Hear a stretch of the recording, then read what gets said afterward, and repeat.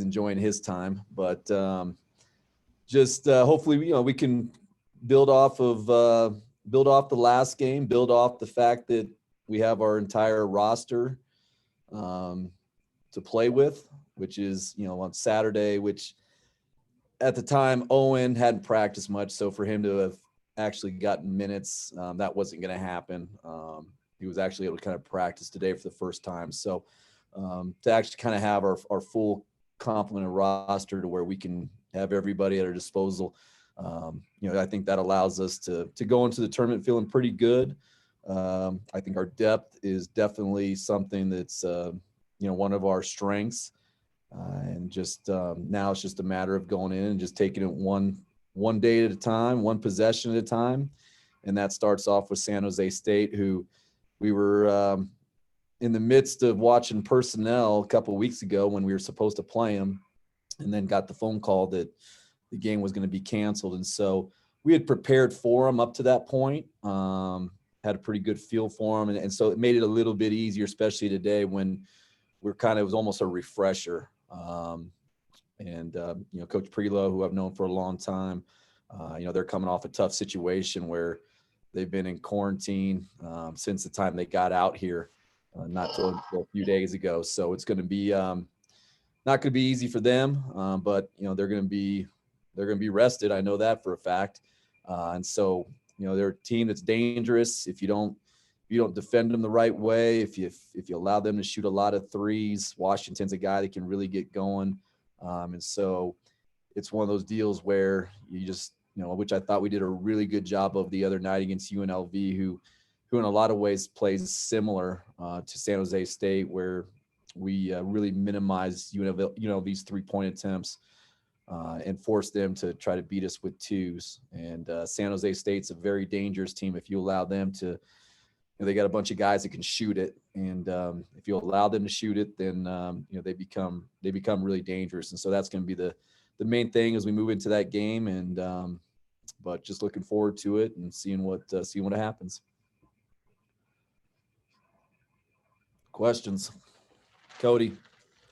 Jeff, how bizarre is it that this time a year ago you were maybe sitting on the couch watching Wyoming make a very unexpected run in the Mountain West tournament, and here you are a year later, a weird year later, getting ready to take the Cowboys into Vegas yourself.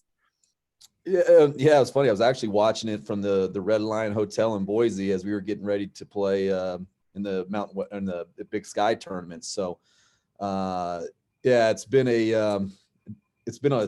a long year, but it feels like just feels like yesterday. It still doesn't quite feel right. As we kind of make our way into the Mountain West tournament, it just feels different. It doesn't feel like the conference tournaments here.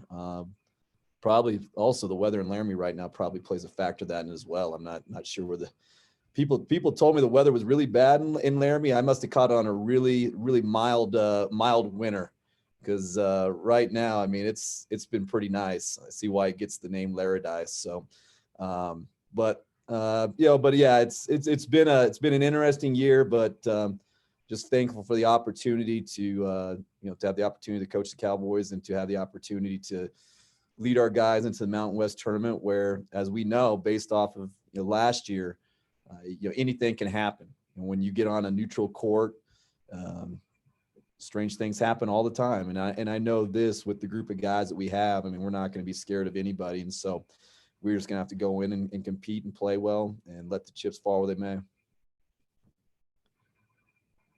Tracy. With EK getting more and more time playing in the kind of a different role now for my boy from Pine Bluffs, leave it at that. What have you seen in him, and how well has he adapted? Thompson, yeah. How well has he adapted to how Thompson has, or how's Grant? How's Thompson? Yeah, no, he's as I said the other night, the thing about Hunter is that, being a redshirt junior, he hasn't, when we inserted Graham into the starting lineup, he never blinked an eye. He never complained. And and as I said, Hunter's about the team. I mean, he's about the University of Wyoming, and whatever's best for the team. He also knows too, at the end of the day, which we tell all our guys, it doesn't matter who starts the game. It's who finishes the game. And luckily now we got enough players to where we got options to where if guys aren't doing the things necessary to help us win games, then now we got somebody else we can put in. And the bench is a great motivator, especially for guys on the defensive end of the floor and for guys that want to turn the ball over. But in case of Hunter, he just continues to work, and that's the thing that, about our program is that even as we kind of, and the basketball is the longest season of the year. I mean, there's not in any sport in college athletics. I mean, maybe baseball gets dragged out pretty far if you're good and make your way to Omaha, but college basketball is a long, long season. And for, our players to still want to be in the gym, and Hunter's one of those guys. I mean, he's in the gym all the time shooting, whether that's with the managers, coaches, before practice, after practice. He wants to continue to get better. He also knows a lot of open shots like he did the other night. And there'll be times too where, depending on matchup wise, as we did against Utah State, moving forward where, I'd like to play him some more at the 4. Now he's got to prove they can guard a guy at the 4. But he has the ability to keep that floor spaced when he's at the 4, with Graham, because as we see, Graham could score one-on-one against about anybody. And so he needs space, and to have shooters on the floor, shooters around him, it just makes his life easier. And so, they provide a two-headed monster where one guy can really beat you inside. The other guy, you got to prepare for 2 different posts, but then at the same time, they also complement each other when they play together at the same time. But as we kind of move our way into, next year, I think, we'll definitely see some more possibilities of them playing together. But it ultimately comes down to, can Thompson guard at the 4? And that'll be the biggest concern. But there'll be situations where that does present itself. Because when you do have the 2 of them on the floor at the same time, that would seem to cause a lot of distractions for the other coaches, how you're going to defend Thompson out there, right? Well, in some ways, it makes it easier because now teams, 1 through 4 are going to look to switch. And so when Thompson's at the 5, and now some teams will decide not to put their 5 on, which we've seen that, which even in the case of UNLV, they did that as well. So did Utah State, where they'll put maybe their 5-man on Maldo and then put their 4-3 on Thompson, knowing that Thompson's not one to really kind of get down in the post much as we'd like to kind of get down there and take advantage of some of the switches. But that's, we can't do that every time down, and that's not necessarily what he does. But he does space the floor, and, but when he is at the 4, it says he does keep it spaced, but at the same time too, he's not nearly as tough of a matchup when he's got that space to where he can pick and pop and slip into space and causes teams a lot of problems, which probably is the biggest thing when you're talking about when the other team's preparing for us. Probably the first thing on their list is, how are we going to defend Thompson? Thank you. Michael. Jeff, I had some technical difficulties earlier, so I'm not sure if anybody already brought this up, but Marcus was named the Mountain West Freshman of the Year today. Is this the impact that you envisioned him having when you signed him? Did you think it would come this quickly for him? Obviously, he's had some ups and downs, but for the most part, he's been pretty dynamic.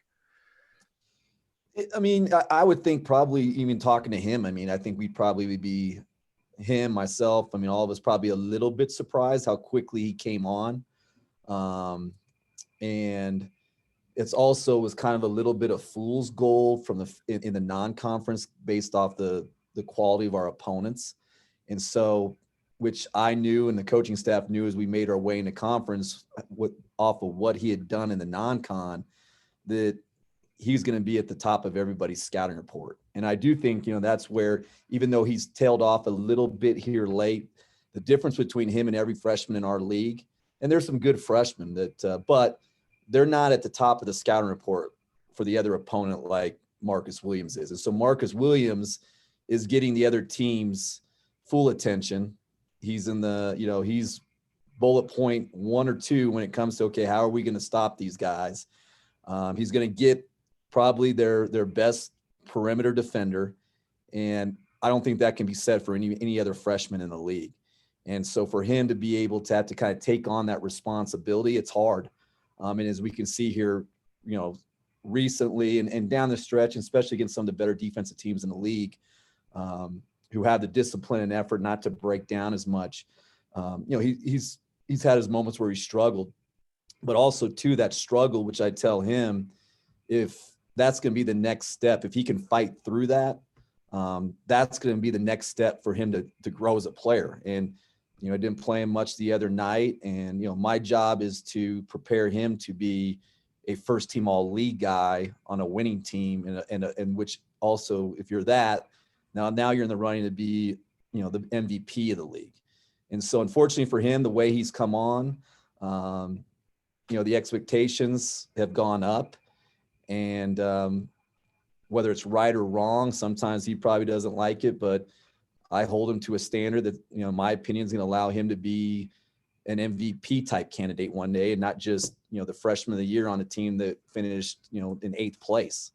And so, I think that's the biggest thing right now. And sometimes it's hard for 18-year-olds to understand that, it's, even though, it's great, it's not good enough. And, and I'm, like I said, my job is to prepare him, whether that's next year or when it comes to where he's a first team all league guy and MVP of the league. And so, but hopefully, I said, he can kind of push through some of the growing pains he's had to experience here recently. And that's when he's going to take the next big jump. And, but you got to fight through it. Cody. Jeff, with all you just said about the, Marcus getting the best defender nearly every night, how much has that helped out Xavier Dussel in his growth? Well, I think the biggest thing with, I'm not sure, with X, it's more about what X does. And what X has done, which has surprised me, because as I've said before, if you would have told me back in November that X would be maybe our best perimeter defender and our defensive stopper, I would have probably not agreed with you or thought that would have been the case. But that's what he's grown into. And, he just continues to get better. He kind of went through, and it's because of all the stuff that we've documented about, the time in quarantine, that, it took him a little bit longer to get, acclimated to things, but I also think too, it allowed him not to maybe hit the freshman wall as much as maybe some of these other guys, maybe in the case of Marcus. And I think that's probably also the case with Graham, where Graham didn't have, the wear and tear, so to speak, or the grind of the season from late July until when he got back in January. So I think that's helped him as well, where you can see he's fresher. And so I think the thing with X, though, is he's really, as I said, he's really smart. He knows he can really handle the information that's thrown him. He can handle the information like he's an upperclassman, and not, as we talk about, especially from a defensive standpoint and trying to grow to become a good defensive team, he's a guy that, you can count on over the course of the number of possessions he's in the game, that he's going to make very few mistakes. And so when you have him, you add a guy in the mix like Kenny, who's in the same boat, with a guy like Maldo, and now you're starting to add guys that's how you start becoming better defensively. And then I think Graham too has that natural feel to be a really good defender at the 5 spot, not just in terms of post defense, but his ability in the ball screen. And so, as I said, as the season goes on now, that's the exciting part, is that, I think that our team is, we're still getting better, and that's all you can ask for. Davis. So Jeff, if you're going to give yourself a chance to make another run this year, what are the areas you feel like you guys have to be really good, or maybe even better than you were during the regular season to do that? Well, first and foremost, you just got to, the first, if you got to figure out San Jose State. That's, and each team provides different challenges, and like I said, and that's all our focus is on now. And so, once again, it goes back to where the teams that win conference tournaments, the teams that can win 4 or 3 games, you're going to have to sit down and guard. It's a reason why Utah State's won the last 2 Mountain West Conference tournaments. Before that, San Diego State, those teams that have the ability to hang their hat on their defense, knowing that over the course of 3 or 4 games, you're going to have moments when you're not going to make shots. And that's what you got to rely on. And so, if we're able to, if we want to make a run, then, you know, we're going to have to find a way to be pretty good defensively, which I think our defense has gotten better. Now it's got a lot of room to grow, but I think now as we got more players, more bodies to where we're not having to maybe play some guys when they're a little bit more tired. Now you got a chance to be a little bit fresher and a little bit better defensively. And so you got no chance if we don't guard. So that's going to be the biggest thing. Davis. Jeff, even go back to the New Mexico series. You guys have been much more active on the glass and particularly keeping the other team off the offensive glass. Is there any particular reason or anything you put your finger on why that's been better down the stretch? Well, I mean, I think the biggest thing is you probably even go back to Colorado State or even before that is, you know, Graham Ike came back. And I think that's where his ability to keep his man at the 5 off the glass and not being able to cave us in. And as you saw the other night, I mean, Hunter's a lot better rebounder when, you know, he's kind of coming from the perimeter where he's not having to worry about trying to put his body in between his man and the basket. I mean, he's never going to win that battle. He knows that. I know that. But that's where hopefully in time, if we can move him out to the perimeter a little bit more, you know, he goes and gets 11 rebounds against Utah State. So I think it's an accumulation of just the habits that we build. I mean, I said my teams have always been top 30 in the country in defensive rebounding percentage. So I don't expect that to change, but maybe that first year, it takes you a little bit longer to kind of just instill those habits. And it's a habit. Rebounding is a habit.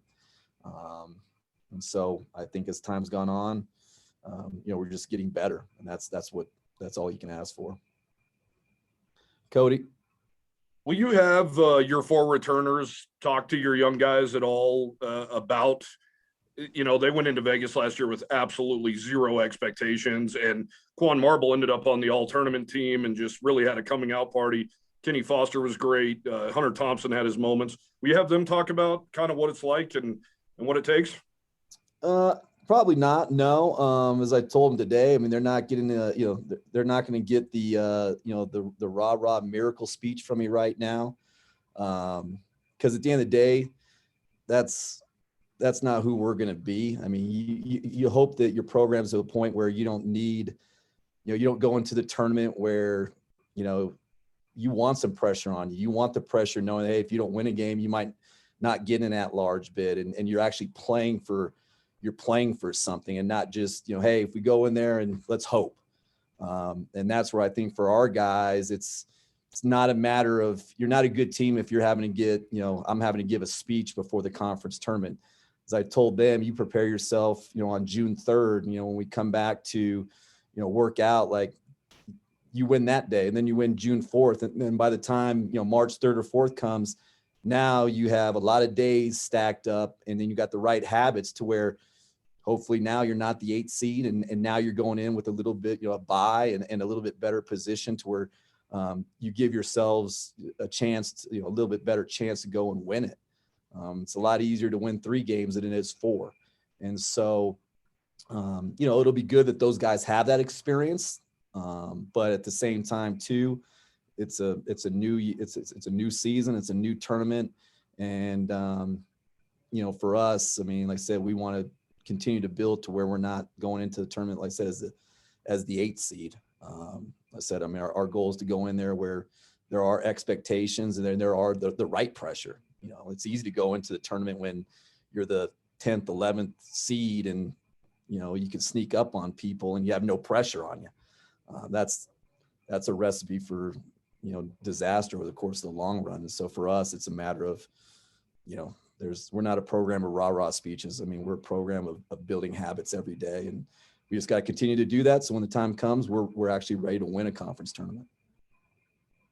A lot like the last time they won a conference tournament, 2015, playing against that team. That team had the right habits. They were built the right way, and that's what allowed them to win the tournament. Tracy. Obviously you would have liked to win a conference championship, but given the fact that there were only 4 players here that were left over and you brought everybody else in from outside, what's your feelings about the way everything is meshed and how everyone's fit together, seemingly a little quicker than some people might have expected? Yeah, I mean, all things considered, I mean, to be in the position we're in right now, I mean, 13-10, and having lost 3 home games. I mean, UNLV, we only played once, and then you lose the 2 San Jose games. I feel like, we're in a good place. Now we got to continue to grow and continue to get better, but considering how young we are, which the numbers don't lie. I mean, 13 teams in the country that are younger than us. But young guys got to get old. And problem with this year is, it's funny. It's a free year for players, although I guess it's not a free year for coaches, because it's amazing how many coaches are getting fired right now, which is kind of crazy considering the circumstances. I think it's nuts. But in terms of players, hey man, everybody's coming back. Even we're going to be freshmen next year, but guess what? All those guys that were sophomores and juniors and seniors, last time I checked, Kejab from Boise State, he's going to be a senior again. So guess what? We better, those freshmen, you better get better, because you're going to be playing against seniors again next year. You're going to play against juniors again next year. And so, we got to continue to get better, knowing that, yeah, we'll be older, but everybody else is still going to be the same age. It's like, it's like Back to the Future, I guess. I don't know. It's just like, just the year just goes and back at it. But I do think it's that we're, with everything being said, with so many young guys, not having a full roster, which that was by design. I think that, people we're excited, and I think, the fans and everybody should be excited, because we got good pieces, and those young guys they're only going to get better. I mean, that's when guys make that big jump, is between their freshman and sophomore year. And so just hopefully that we'll have some time before that, but when that time does come, I mean, I think we got a chance to be pretty good.